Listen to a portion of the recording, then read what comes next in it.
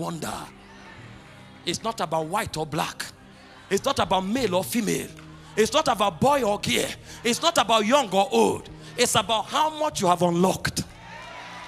The white can unlock, the black can unlock, the male can unlock, the female can unlock. And tonight God is unlocking you.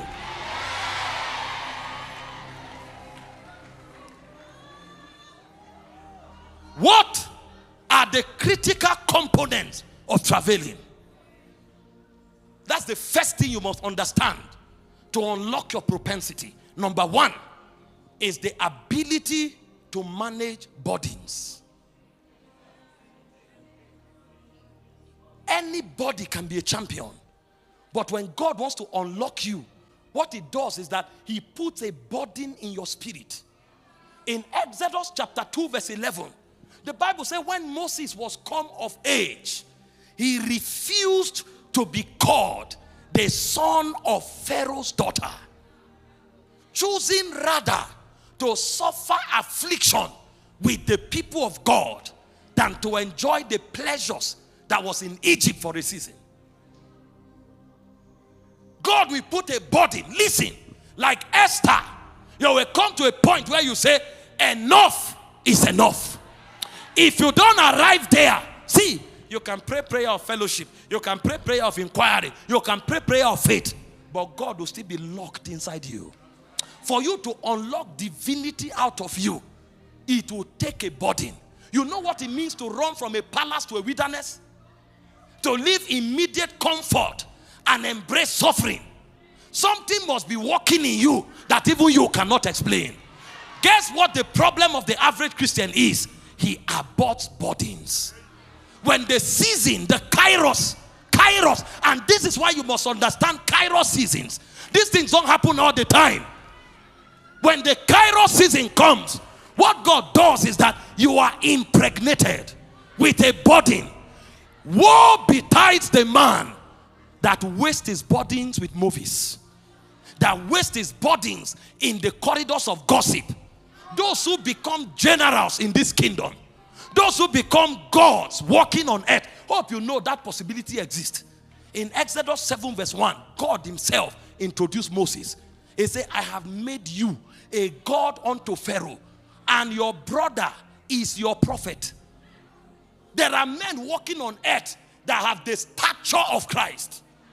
Moses said, a prophet like unto me will God send to you. He was referring to Jesus. Moses said, Jesus is like me. What ranking is that in the spirit? What stature? But it's not about Moses. If you study Ephesians 4, 11 to 16, Paul told us the reason God brings us to maturity is so that we will grow into Christ in all things, who is the head of the church. So Christ wants you to be like Christ. And the apostles attained that stature. John said, as he is, so are we, not in heaven, in this world. It's possible for you to walk on earth and they see the wisdom of God in its perfection. It's possible for you to walk on earth and they see the power of God in its full manifestation.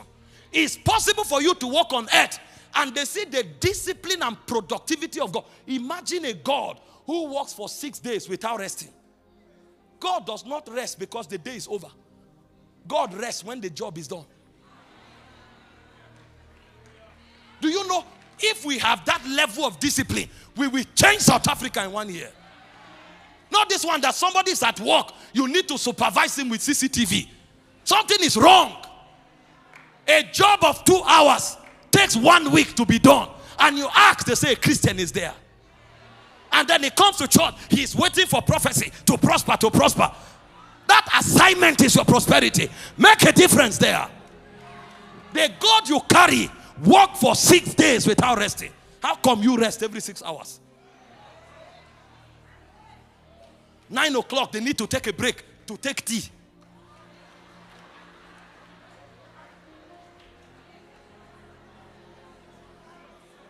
And from January to December, he's receiving prophecy. So even the prophetic have made out useless Christians.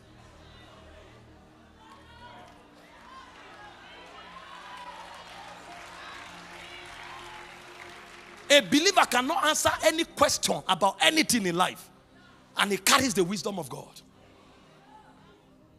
This is why God gives burdens. See, burdens are what separates us into different cadres, into different class. There are those who will have burden for government. There are those who have burdens for children. There are those who will have burdens for the miraculous. There are those who will have burden for souls. At the end of the day, when God separates you by burdens, he prepares you for destiny. That's where the prayer of travail begins from. The problem is that you think it's when you kneel down that the prayer starts. No, the prayer is what brought you to the place of kneeling down. It's called burdens. What have you done with your body? You killed it with gossip. You killed it with distraction.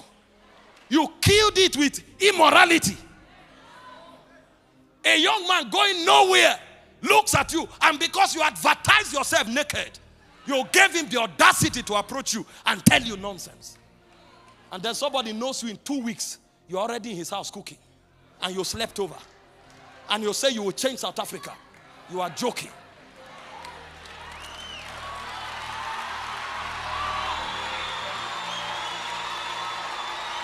Can I tell you, do you know what burdens will do for you? Even your meal will be selected by burdens. You go ask Manoah's wife. When God wanted to bring Samson through her, he said, don't drink any strong drink. Those who have burdens, they don't go everywhere. They don't eat everything because they are afraid of abortion. Abortion is not only in the natural. Abortion exists in the spirit. Some of you looking for prophets to prophesy to you. They are supposed to be your disciples. But burdens came 15 years ago. You wasted it. Don't you know some of us talking to you are supposed to be your disciples? Some of you running. Oh, Apostle, I want to touch you. We are colleagues in the spirit. The problem is, what did you do with your body? I prophesy over someone. You will catch a new burden tonight.